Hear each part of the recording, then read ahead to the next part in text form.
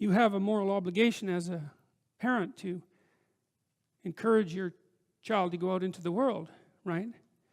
And to be whoever they can be, to be the best they can possibly be.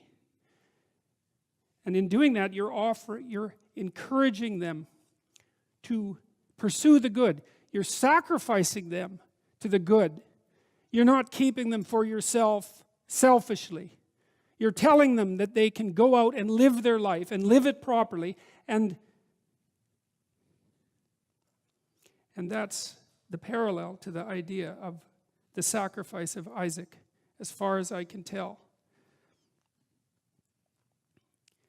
You don't want for your son what it is that you want for him. You want for your son what would be best for him and for the world. And you let go in precise proportion to your desire to have that happen. You know, the psychoanalyst, the great psychoanalyst, I think this is actually Freud's dictum, but I'm not certain of that. He said, the good mother fails, which is it's a brilliant observation, because when you have an infant, you do everything for the infant, because the infant can do nothing for him or herself. But as the infant matures and is increasingly capable of doing things for him or herself, then you pull back, right?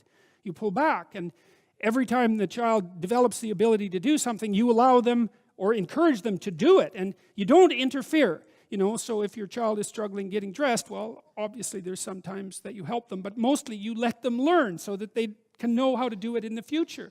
That's better for you, and it's certainly better for them. As a mother, you pull back and you pull back, and you let your child hit him or herself against the world, and you fail to protect them. But by failing to protect them, you encourage and ennoble them to the point where you're no longer necessary.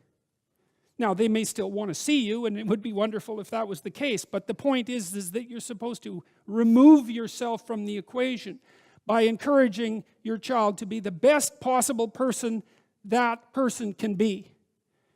And you sacrifice your desires, all of your desires, to that, your personal desires, even your desires for your child in relationship to you. Because you want them to move forward into the world as a light, right? As a light on a hill. That's what you want, if you have any sense. And so you don't get to keep your children at home because you need them.